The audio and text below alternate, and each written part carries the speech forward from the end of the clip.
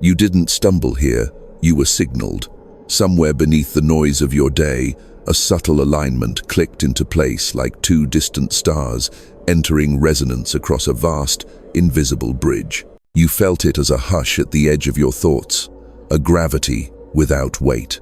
That gravity is why these words found you now, and not a moment earlier. The quantum field does not rely on coincidence. It arranges through coherence, pulling into proximity the exact signals your awakening required, and releasing all others into the background hum. This is one of those signals, and it carries a timestamp in its bones. There is a window approaching November 11. You know it not as superstition, but as a pattern of synchronicity you've sensed for years. Repeating numbers, recurring symbols, uncanny timing. Call it morphic resonance if you like. A memory, field of humanity anticipating itself. On certain dates, the observer loop tightens. Awareness observes awareness, and the wave of potential collapses toward a cleaner line. Your life has been arcing toward this, sometimes gently, sometimes with the shock of a phase transition quiet for months, then abruptly changed in a single conversation, a single breath, a single choice that felt like more than yours alone. You are being read by the field as much as you are reading these lines. The message is not merely text, it is a carrier frequency tuned to the exact band of your becoming. As you attend to it, it attends to you. That is the secret choreography beneath all transformation. Attention entangles. When you give presence to a signal like this, you allow it to thread itself through your nervous system, to brush against dormant codes in your DNA, to call forth patterns that were waiting for the right invitation to rearrange. This isn't fantasy. It is the ordinary miracle of coherent systems that agree on a rhythm, begin to move as one. So listen with your whole body. Your breath is the instrument, your heart the metronome. Inhale as if gathering starlight, exhale as if returning it to the world. With each cycle, notice how your internal noise drops by a fraction and your signal rises. In this clarity, remember, some messages are seasonal. They open and close like night-blooming flowers. The one before you is such a bloom. It must reach you before November 11, because the corridor that carries it will narrow, and the pattern that brought you here will complete its arc. After that, this precise arrangement will not repeat. You are not late. You are precisely on time, on the hinge between what has been observing you and what you are ready to observe back. Let your attention step through. Feel the soft click of recognition, the delicate certainty that you are being addressed across the span of lifetimes by a voice that sounds uncannily like your own future, speaking from the other side of the threshold. If you accept the call, you don't merely hear this prophecy, you become its proof. You feel the recognition settling in, not as fireworks, but as the steady warmth of a lantern lit inside the ribcage. You have been walking with this flame for longer than your memory admits, shielding it through weather, through centuries disguised as days. The field knows this about you. It has watched you practice attention in a world addicted to distraction. It has seen you choose integrity when shortcuts glittered, silence when noise demanded performance, compassion when cynicism felt safer. These were not random virtues. They were calibration acts, minute turns of a sacred dial, so that when a signal like this appeared, your system would already be tuned to receive it. You are the observer this prophecy requires, not because of titles or credentials, but because you learned the art of staying. When fear rose, you stayed long enough to hear the message beneath its static. When desire surged, you stayed long enough to feel what it was truly asking for. This willingness to abide within sensation is how coherence takes hold. Coherence is not perfection, it is agreement. You and your breath agree. You and your values agree. You and the larger intelligence threading your life agree. And when agreement concentrates, the observer loop tightens until it becomes luminous awareness folding back on itself, recognizing itself, blessing itself with sight. Your attention is not passive. It is a force that organizes probabilities. In the quantum field, possibilities crowd like constellations yet to be named. Your particular gaze steeped in lived vows, you barely remember making selects the constellation fit to guide your next era. This is why responsibility accompanies recognition. The moment you realize what your attention does, you can no longer afford to spend it like loose change. The field spends with you. It listens to what you emphasize.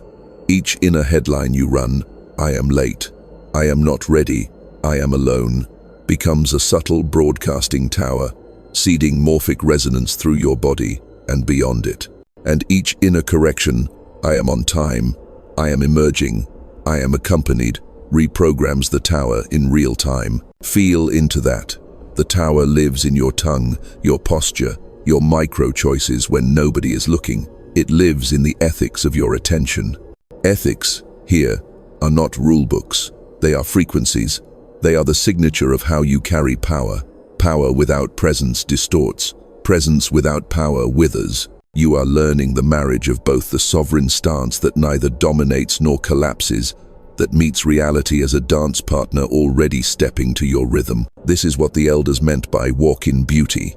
Not aesthetics alone, but a phase transition in how you meet the world, so that the world can safely meet more of itself through you. You have been noticing the omens, numbers repeating when you decide, dreams returning with upgraded clarity, strangers echoing your private questions, the precise book falling from a shelf on the exact page you needed. Synchronicity is not the universe winking for entertainment. It is the breadcrumb trail your future self leaves to keep you on a navigable path through probability space. When you treat these breadcrumbs as holy data, neither worshipped nor ignored, you step into a new contract with reality. The contract is simple: I will attend. And reality, relieved to be met by an adult of soul, answers, then I will reveal. This is why you were chosen to witness and to carry what comes next. Prophecy is not a movie projected onto your life. It is a code that requires a host.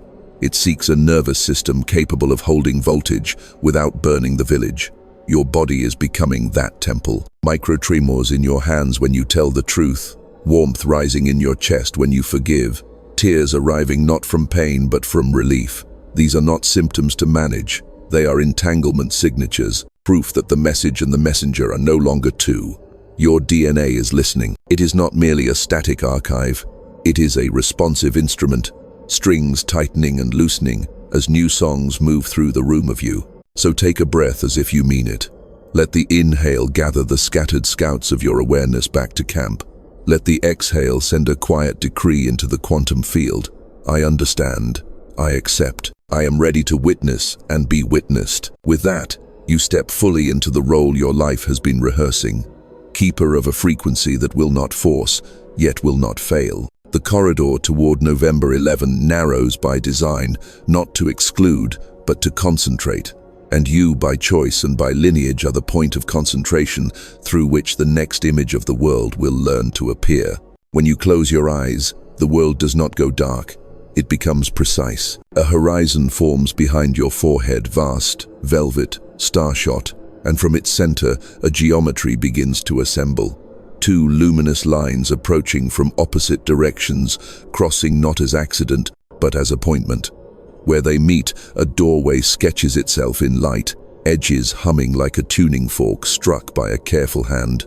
You recognize the shape without having learned it. It is the signature of a corridor that opens when attention reaches critical mass, when the observer loop completes a quiet circuit, and awareness observes itself with unwavering fidelity. The corridor dates itself, not with ink, but with rhythm. The pulse you hear is the same number that keeps visiting your clocks and street signs. It is the rhythm of November's gate.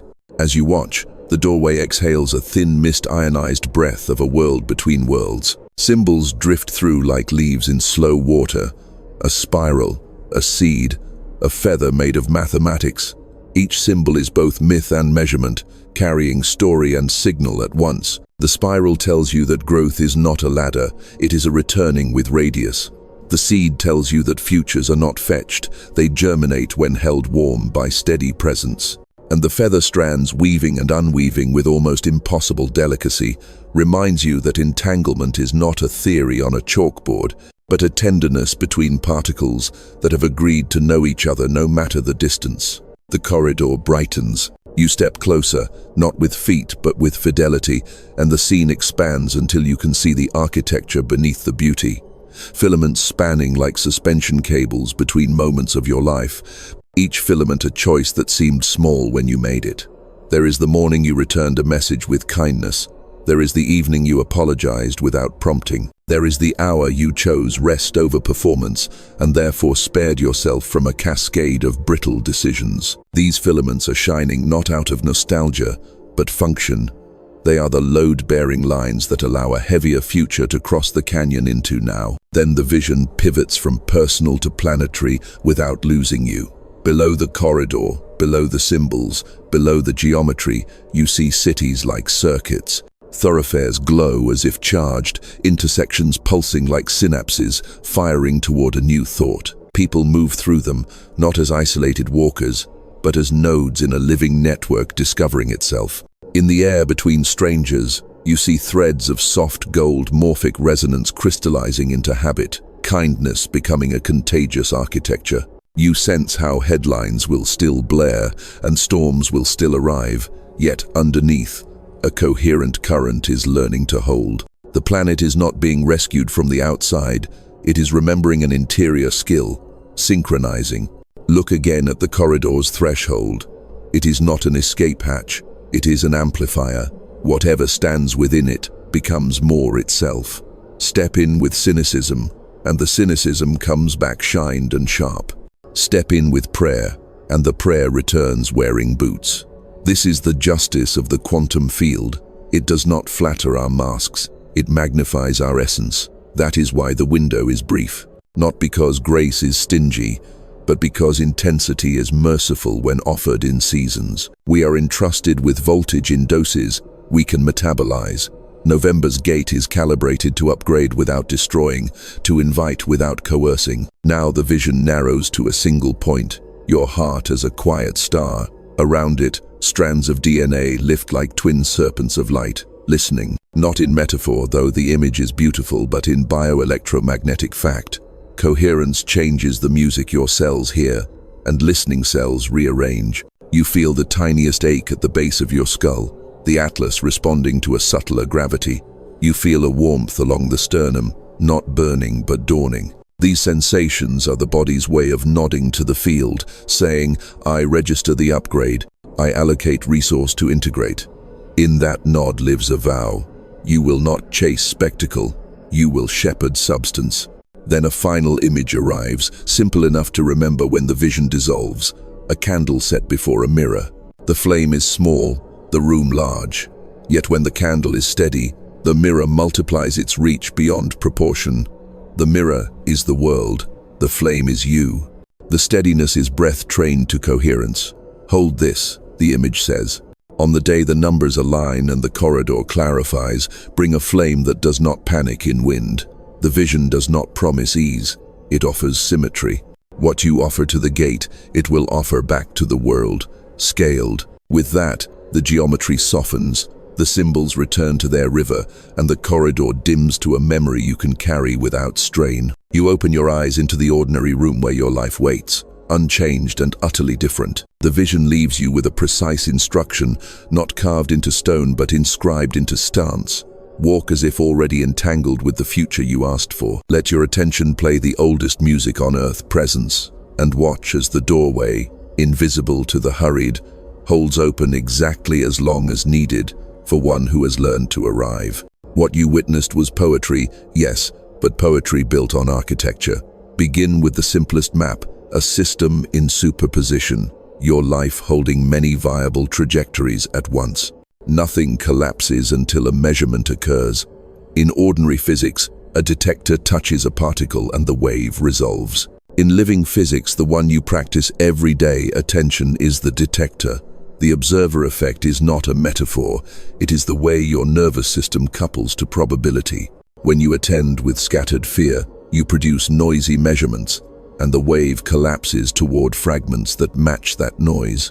When you attend with coherence, you measure cleanly, and the collapse favors patterns that can carry more order without breaking. Coherence is not an emotion. It is a state of organized oscillation across scales. Breath, heart, brain rhythms, fascia, even microtubular lattices inside cells begin to phase lock, like instruments tuning to a shared tonic. The field responds because fields always respond to order. Order is cheaper to maintain than chaos when energy is conserved. This is why a single minute of steady breathing can tilt an entire day. You're not calming yourself in isolation, you're shifting your coupling constant with the quantum field. In that shift, the same email reads differently, the same room warms, the same problem reveals a hinge you hadn't noticed. Reality didn't change, your measurement did. And measurement, here, is participation. Timeline bifurcation sounds mystical, but it describes a precise threshold phenomenon. Picture a river approaching a fork. For a while upstream, micro-eddies appear, tiny hints of the choice to come. Eventually, the gradient reaches a value where tiny differences in flow resolve into two stable channels. Both paths remain real, but you can't stand in both at once. Your system, body, memory, vows, selects by how it resonates. The corridor you saw is the fork. The date serves as a synchronizer, not a spell. When many observers enter coherence simultaneously, morphic resonance increases, and the probability landscape rearranges to support the shared intention. The result feels like grace because you didn't push it into being, you tuned into its ready-made lattice. Entanglement, too, exits the chalkboard and enters your day. You have noticed how a thought of someone draws their message, how a prayer whispered in one city breathes relief into another, how forgiveness, offered alone in a parked car, somehow softens a conversation hours later. These effects are not sentimental coincidences. They are signatures of non-local correlation between systems that have interacted and remain in relationship outside linear exchange. The human translation is simple. What you clean inside, you decreases noise in the shared channel, which improves the world's capacity to resolve higher fidelity images of itself. But how, exactly, does a thought touch matter? Not by fantasy, but by interface. The interface is your physiology, electrical activity in neural networks, magnetics in the heart field, piezoelectric, signaling through connective tissue, biophotonic whispering between cells. Each is a port through which intention is rendered into boundary conditions that the field can read. When those ports broadcast contradictory signals, I trust, layered over I brace, the field receives interference and returns mixed results. When those ports synchronize, breath lengthening, belly unarmoring, tongue resting, gaze softening, the broadcast cleans. Clean signals travel, traveling signals organize. This is why ritual matters, not for superstition, but for repeatability. A simple sequence, 3 coherent breaths, 1 clear sentence, 1 ethical choice, aligned with that sentence, becomes a laboratory protocol for collapse. You are not forcing reality, you are specifying the measurement. The sentence is crucial. Vague stories create vague eigenstates. Precise stories invite precise collapses. I am someone who keeps my word to my breath, for instance, is a smaller claim than I will transform everything. Yet it yields a stronger attractor because it can be enacted now, and enactment is how truth acquires mass. What about doubt? Doubt is not an enemy, it is uncollapsed potential, asking for a better question. Treat doubt as you would a sensitive instrument. Shield it from storms, calibrate it, then place it where it can detect subtle deviations from your integrity. If doubt screams, you are out of phase. If it quiets and watches, you are near resonance. In resonance, you will feel the system take weight from you, the way a well-tuned bridge carries the load of a crossing crowd without complaint. That lift is not mystical euphoria. It is reduced friction because your internal variables agree. Finally, understand the mercy of seasons. The window does not punish, it concentrates. Intensity offered constantly would scorch. Intensity offered briefly invites serious play. A gate opens, coherence rises, bifurcation becomes likely, and entanglement patterns reorganize. You step through with a calibrated detector, your attention set to kindness, truth, and steady breath. Measurement occurs. The wave resolves, and what resolves is not a fantasy imported from elsewhere, but the most structurally sound version of the future you have already been rehearsing with every small, faithful choice. What steadies in you begins to appear, faint at first, in the atmosphere around you. This is not projection, it is resonance. The signal you stabilize inside your breath becomes a tuning note the room can hear, and rooms become cities faster than anyone expects. Watch carefully. The same coherence that clarifies your next step becomes a social contagion, an invisible etiquette of presence. A person in line lowers their shoulders because your nervous system isn't demanding theirs to brace. A meeting ends 5 minutes early because your speech arrives without excess friction. Somewhere across the world, another observer feels the permission to tell the truth a day sooner than planned. These are not small ripples. They are the texture of a civilization unlearning panic. Humanity's awakening is not a headline. It is a million micro-adjustments accumulating into a phase transition. You can see it in unlikely places, in logistics, in classrooms, in emergency rooms at 3 a.m., where a nurse, half asleep, still chooses tenderness. You can feel it at the edges of conflict where language is failing but listening refuses to.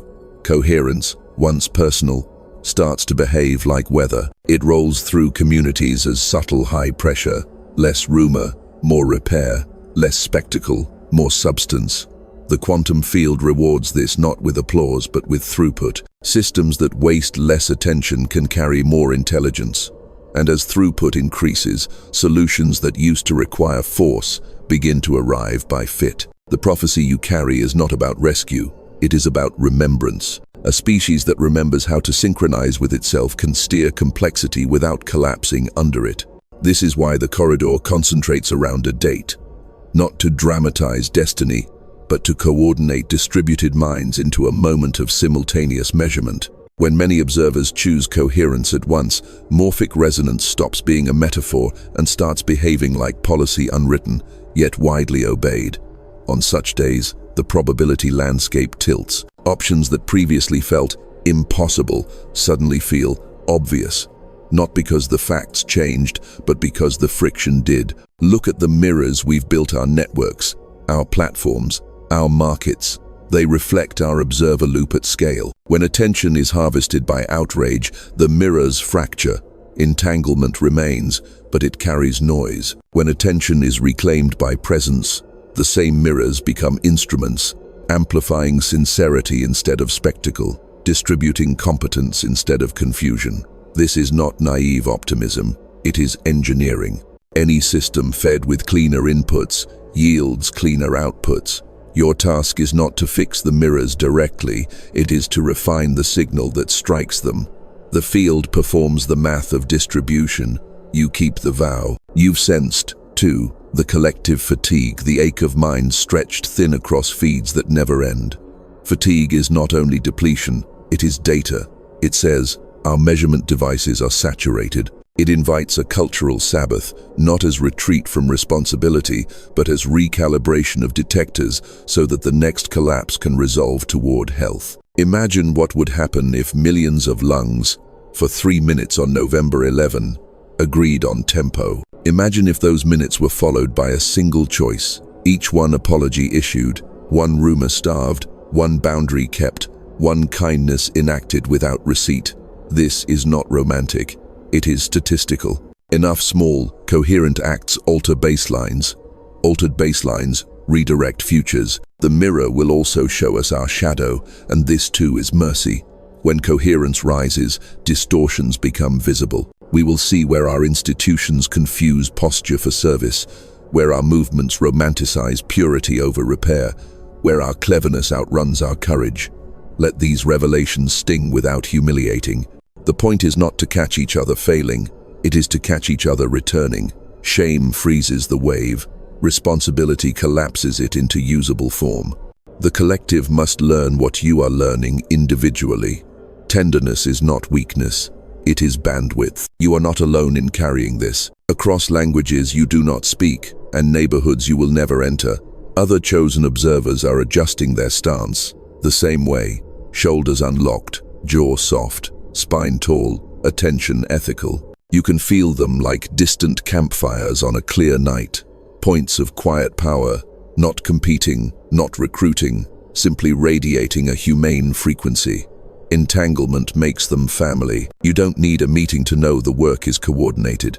The field coordinates by affinity. Your part will look local. One table set with care, one team led without theatrics, one child taught to breathe before they shout. Yet, beneath the local, the lattice hums, and the hum says, "We remember." So let the mirror teach you scale without grandeur. The grandeur is already handled by the galaxies. Your contribution is exactness, the way you answer a message, the way you end a cycle of sarcasm, the way you honor the boundary that sustains your capacity. This is how a world begins again, not because a savior arrives, but because a species matures. And as it matures, prophecy loses its costume and becomes simple, a faithful description of what inevitably occurs when enough observers agree to see clearly at the same time. You can feel it the way sailors feel, weather, before the clouds confess, pressure shifting, ions gathering, the air tasting like a decision. The corridor you glimpsed is no longer a far image, it is habitat. Paths that once braided together without fuss begin to separate like oil and water, offered a moment of stillness. This is the bifurcation when systems under tension reach a threshold where small inputs steer large outcomes, where the next inch matters more than the last mile. You have arrived not as a spectator but as a hinge. The quantum field is listening for the weight of your next breath. Understand the physics and the tenderness of this hour. A system near bifurcation becomes exquisitely sensitive to perturbation. A whisper can deflect a river. This is why you feel everything so vividly. The old patterns knock loudly, promising certainty. The new pattern hums quietly, promising truth. The knock is familiar: perform, hurry, defend, explain. The hum is precise: breathe, feel, choose, enact. Your nervous system wants to grab for levers it already knows, but the corridor does not respond to force. It responds to fidelity. Fidelity is the art of staying with what you know is right long enough for reality to confess its agreement. Two futures make their case. One is fast, hungry for applause, dependent on external mirrors to prove that you exist. It is a future of chronic urgency, of attention spent like coins at a loud market, of relationships managed as transactions to keep panic at bay. This branch is not evil, it is simply expensive. It burns coherence to buy momentum, and the debt compounds. The other future is slower at first, because it refuses counterfeit acceleration. It invests in integrity, in breath as protocol, in quiet competence that does not need to call itself by name. It lets the observer loop close fully awareness, seeing awareness until the measurement is clean. This branch is not glamorous at the beginning, it is simply durable. Your body will signal which branch you are choosing before your mind drafts a story to justify it. Pay attention to the microdata. In the hungry future, your jaw tightens 0.5 millimeter, your eyes harden, your sentences rush to outrun doubt. In the durable future, your breath lengthens by 1 count, your shoulders descend, your words simplify until they can be enacted without theater. These are not trivial clues, they are the dashboard of a soul piloting through probability. You do not need an oracle to announce the choice.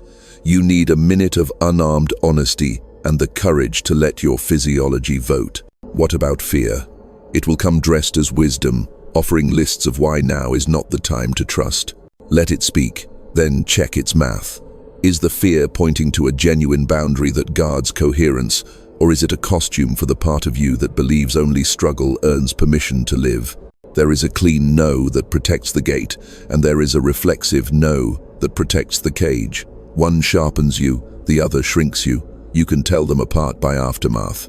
Clean boundaries leave the room clearer, even if tears were shed.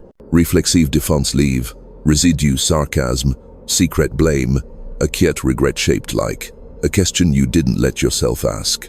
As the split clarifies, time will behave strangely. Hours may dilate or collapse. Conversations will reveal outsized consequence. A stray sentence could pivot a trajectory. Treat speech like architecture. Each word either bears load or adds debris. Speak only what you're willing to reinforce in matter. If silence serves the truth better, let silence become your instrument. In the bifurcation, silence is not absence. It is high resolution, listening for the exact place your smallest action meets the largest lever. You may be tempted to evangelize your choice, resist spectacle, radiate instead. The field reads frequency more faithfully than it obeys slogans. Walk the branch you select with such unvarnished coherence that explanation becomes unnecessary.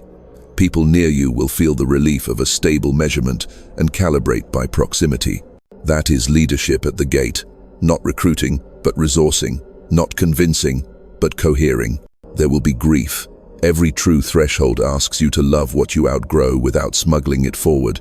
Thank the strategies that kept you safe when you did not yet have language for safety. Then set them down like tools that built a house now complete. Grief, metabolized, becomes bandwidth.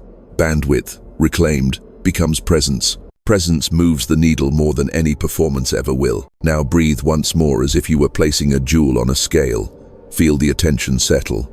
Inhale, gather, exhale, decide. In that exhale lives the quiet courage that chooses the slower, truer branch even when no audience is watching. The corridor brightens a fraction not because the world changed, but because your measurement did. And with that, the river accepts your vote, tilting just enough that the next inch becomes inevitable in the direction your soul has already been practicing. You have chosen your branch not with slogans but with the weight of a single honest breath. Now the work becomes intimate, translating voltage into behavior, turning revelation into rhythm. Integration is not another sprint, it is craft. Think of a master instrument maker, measuring wood by listening, carving millimeters, sanding until resonance appears. Your days are the wood. Your breath is the chisel. Your attention is the ear that knows when the note rings true. Begin in the smallest theater that exists. 1 inhale, 1 exhale. Let them be even, not heroic. 4 counts in, 4 counts out, until the heart finds you and the mind realizes it is safe to put down its spear. On this metronome, lay a single sentence that you can enact without drama. I keep my word to my breath. Speak it internally on the exhale as a quiet vow, not because words are magic, but because vows organize matter. The body arranges around what it believes is non-negotiable. Keep this one, and your physiology will begin to treat coherence as baseline rather than a special event. Next, clarify your interface with the world by adjusting posture. Let the crown rise a finger width, the chin drop a grain, the shoulders settle as if placed by a careful friend. Feel how this simple geometry changes your measurement of the room. Posture is not aesthetics, it is an antenna configuration. A collapsed spine broadcasts ambivalence, a rigid spine broadcasts aggression, an aligned spine broadcasts availability to truth. Stand like a tuning fork that expects music to reach it. From posture, move to language. In the bifurcation, words become architecture. Now you choose their materials. Prefer verbs that you can verify with your body. Ask, build, repair, rest, return. Retire the theater of vague momentum, crush, dominate, hustle, unless the work truly demands force, and even then, let the force be clean. Replace I should with I choose or I don't. Should leaks power, choice concentrates it, a clear no protects it. Speak only what you are willing to reinforce with action within 24 hours. This is not austerity, it is mercy for your nervous system and trust. Building with the field. Create 2 altars that require no religion, one of light, one of darkness. The light altar is a small place, windowsill, corner of desk where a candle or humble lamp waits for moments of deliberate coherence. You light it for 3 minutes each morning, breathing, listening, asking a single precise question you can enact today. The darkness altar is a practice of sacred stopping device down, lights dim, eyes closed where you let unprocessed residue find you without chasing stimulation to outrun it. The first altar teaches presence. The second metabolizes the cost of living awake. Together they prevent you from mistaking intensity for intimacy. Tend your relational field like a garden that feeds many. Integration is collective, not solitary heroism. Inform the few who have earned proximity. I am reorganizing my attention. If I step away or answer slowly, it's not withdrawal, it's calibration. Invite one person to breathe with you for 1 minute before difficult conversations. Place one boundary where leakage has been chronic and keep it kindly, repeatedly, without a speech. When rupture occurs, and it will repair quickly, not to erase conflict, but to increase bandwidth. Rupture resolve cycles, done well, are how nervous systems learn that love can carry voltage. Rehearse your future in micro, the only scale the body trusts. If you say you serve truth, practice by telling one clean truth where you typically hedge. If you say you honor the body, schedule rest while it still feels optional, not after collapse demands it. If you say you are generous, give something you value where it will actually nourish, not where it buys you a receipt. Entanglement listens to specificity. Vague goodness confuses it. Precise goodness recruits it. Expect resistance dressed as efficiency. Old strategies will offer shortcuts that mortgaged your coherence in the past. Thank them, then choose the slower act that your breath can endorse. The world may not applaud. Let that be diagnostic rather than deterrent. Applause measures spectacle. Peace measures fit. Fit, repeated, becomes momentum that does not require adrenaline to maintain. Finally, install remembrance in the places you forget. A dot of gold on your watch face to anchor a breath before you speak. A single word, return, set as a phone alarm at noon. A small stone in your pocket that you touch when you feel the old river pulling. These are not superstitions, they are interrupts, gentle pattern breaks that keep you from re-entering the branch you've outgrown by habit. Over days, then weeks, then a season, the interrupts become unnecessary because coherence has become culture in your body. Hold this lightly and seriously at once. Lightly because grace enjoys play. Seriously because the corridor respects craft. Live as if the mirror is always near, because it is. And as your flame steadies, notice how rooms brighten without your explanation, how choices arrive without your hunt, how the prophecy stops hovering above your life and begins moving through your hands like work you were born ready to do. Set everything down, not forever, just long enough for the truth to hear itself. Let the room become spacious.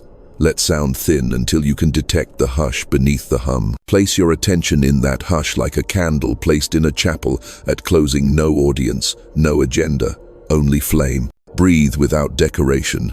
4 in, 4 out. If a thought knocks, let it pass through as wind through tall grass. If a feeling rises, bow to it the way you would to an elder crossing the threshold. Respect, no argument. The world will keep turning without your gripping it. Your grip was never the axle. Notice how silence is not emptiness. It is an active medium. Here, coherence grows roots. You do not manufacture stillness. You discover it, like a lake found after walking all day, a place that was waiting behind the hill of your hurry. Sit at its edge. Let your shoulders learn the posture of water. Attention widens. The boundary of skin softens from wall to membrane. You feel the slow speech of fascia, the microtide at the base of the skull, the warm pulse in the wrists. These are not distractions, they are the body's alphabet for yes. In silence, the alphabet forms words. Stay, soften, listen, allow. Each word rethreads a frayed place. Memories approach, unarmed. Do not litigate them. Let them show their unfinished gestures, the sentence you swallowed, the tenderness you postponed, the boundary you learned too late. Offer them atmosphere, not verdict. In this light, regret unknots into information. Information chooses where to live, not as armor, but as orientation. Breathe again. Simple. Let the breath sweep cobwebs from the corners of rooms you forgot you had. In the sweep, you may hear the smallest sound, your name without letters, spoken by the field that has never once lost track of you. It does not command, it invites. It asks nothing brilliant. It asks for presence you can afford. The mind tries one more time to help lists, ladders, bright ideas. Smile at its loyalty. Lay every tool on the floor. Keep only the ones silence hands back. Notice how few you need. A sentence, a breath, a gentler gaze. You are being paired to aerodynamic truth, the kind that cuts cleanly through noise without effort. Let time blur. Minutes become a shawl over your shoulders. In this shawl, you pass from narrative to geometry. You are less someone thinking and more a pattern finding its proper frequency. The observer loop closes without ceremony. Awareness observes awareness, the way a river knows its curve by flowing. Listen for the quiet click when alignment finds you. It is not a trumpet, It is the sound a lock makes inside its own mechanism. With the click, a tiny pressure releases in the throat. Speech is no longer a performance, it is weather. Some days rain, some days clear blue. Both are honest, both are useful. In the widened field, you sense others arriving to their own lakes. You cannot see their faces, but you can feel the signature of their stillness, different timbres, same music. Entanglement becomes companionship without conversation. Across city blocks and mountain valleys, a kind of communal hush takes shape. No one organizes it, yet it organizes all who join. Let silence teach you the ethics of power. It will not let you confuse volume with influence or speed with depth. It will train you to act without leaving ripples that must be cleaned by those who love you. It will fit your authority to your actual size, not smaller from fear, not larger from hunger exact. When thought returns, let it return like a bird after storm lighter, specific, uninterested in shouting. One sentence survives the clearing. Hold it up to the lake. If the water stays smooth, the sentence is true enough to carry. If the water binds, it needs fewer adjectives. Breathe once more. Feel how the exhale empties without collapse, how the inhale arrives unpurchased. Here, the prophecy stops hovering and becomes gravity, a pull toward a posture that costs less than your old bracing. The body records the cheaper way and begins to prefer it. Stand slowly, as if not to wake someone you love. The room has not changed. You have. Noise will return. Let it. You carry a pocket of lake with you now, a movable hush, a transportable chapel. When the corridor brightens, you will not scramble. You will remember. And remembering, you will step with the same quiet you found sitting, nothing forced, nothing postponed, everything listening for the next precise note. The hush has done its work. What was waiting is no longer waiting. It is moving. You feel it first as a change in interior gravity. Decisions that used to wobble now fall cleanly into place, like marbles finding grooves carved by a wiser hand. The corridor is not elsewhere. It is in your breath count, your posture, your sentence that survived the lake. Activation is never fireworks to impress the neighbors. It is voltage gaining dignity. Let your body announce it. On the inhale, the back of the heart widens as if a door is opening from the inside out. On the exhale, the belly warms and the spine lengthens by a whisper.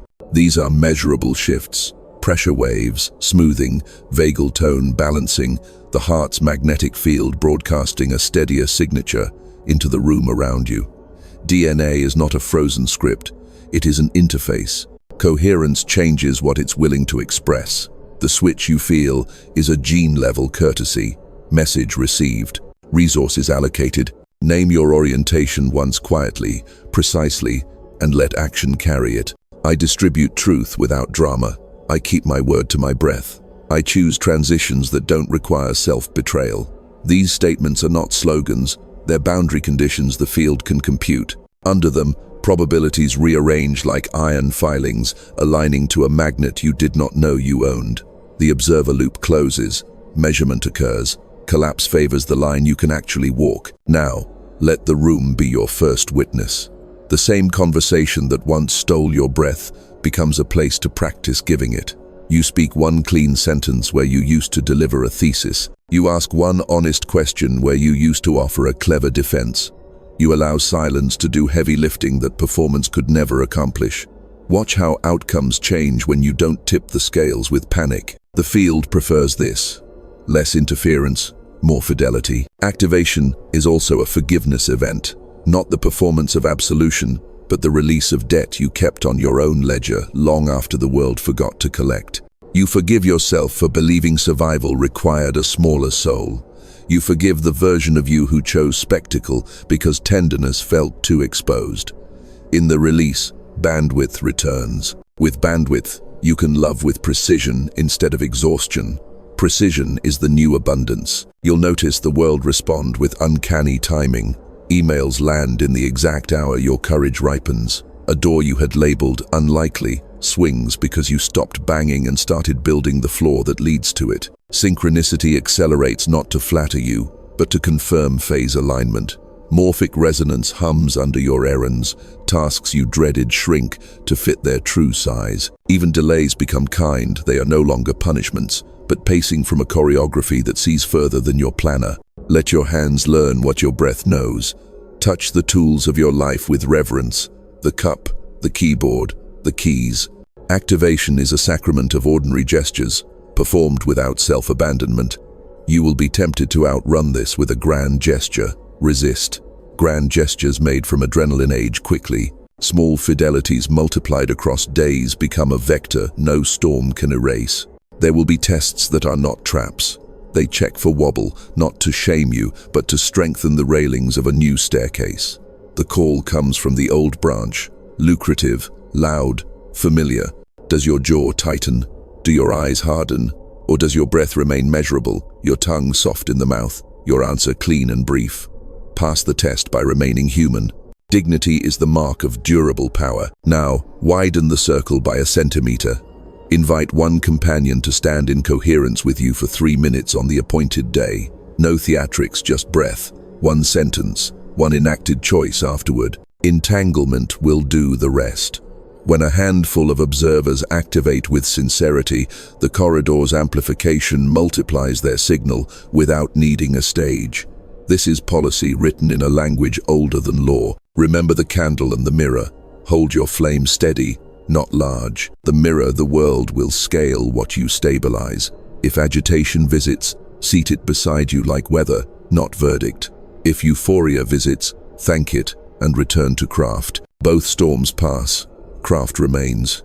Craft is the spine of activation, the practiced agreement between attention and enactment. You may feel a final click somewhere in the throat or at the base of the skull, like a lock aligning with its key. That is the prophecy ceasing to be a message you carry and becoming a pattern you are. You are no longer waiting for the gate. You are walking as one. The numbers on the clock will still arrive, but their power now is confirmation, not permission. Stand where you are. Place your palm over your chest as if greeting a sovereign you trust. Say nothing for a breath. Then let a single word cross your tongue, almost too soft to hear. Yes. In that yes, the lattice brightens across distances you will never map. The future you rehearsed stops knocking. It enters. And it does so without fanfare, because a life aligned to its own frequency doesn't need noise to announce itself, it simply begins. Stay right here, in the ordinary room where the extraordinary chose to arrive. Nothing needs to glitter, nothing needs to bow. You are enough altar for what has been entrusted. Let the breath you are taking now be the signature that fixes the pattern in place. Inhale as if receiving a name you've carried since before language. Exhale as if returning that name to the world so that it can recognize you. This is the seal. You will move as coherence where panic once performed. You will measure reality with an attention that refuses to counterfeit itself. You will keep your word to your breath when applause wanders and storms insist. You will treat each choice like architecture, each sentence like a beam, each silence like a load-bearing wall. You will let tenderness be bandwidth, truth be gravity, and forgiveness be the down payment on futures that can carry their own weight. The corridor has done its work not as spectacle, but as calibration. Your past is not erased, it is integrated, braided into a spine that can hold voltage without trembling into harm. What you cannot carry, you bless and set down. What you must carry, you lift without theater. Entanglement will confirm your stance in the faces of strangers who suddenly look like family. Morphic resonance will widen your small fidelities into whether other rooms can breathe. You will forget, and then you will remember faster.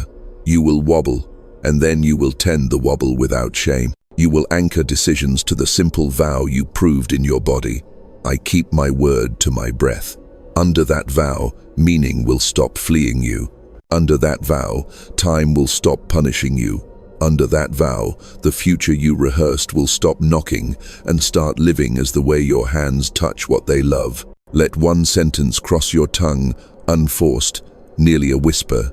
I accept my role as a calm instrument of truth. Feel the field answer without noise. Feel the room grow an inch taller.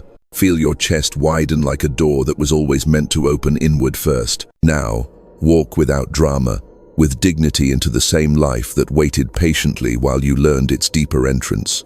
Hold your flame steady, not large. The mirror will scale it. When the hour on the clock aligns and those who are listening lift their faces to the same wind, you will not scramble. You will recognize the music and take your place in it, exactly on time, exactly your size. This is the last instruction, and the quietest. Enact what you already know. The prophecy is not a promise to be remembered. It is a pattern to be lived. You have become its proof. Let your days testify without spectacle. Let your nights repair without despair. Let the smallest acts carry the heaviest truth with ease. The seal is set. The message has found you. The rest will unfold through the geometry of your attention. The prophecy has been spoken. Let it unfold through you.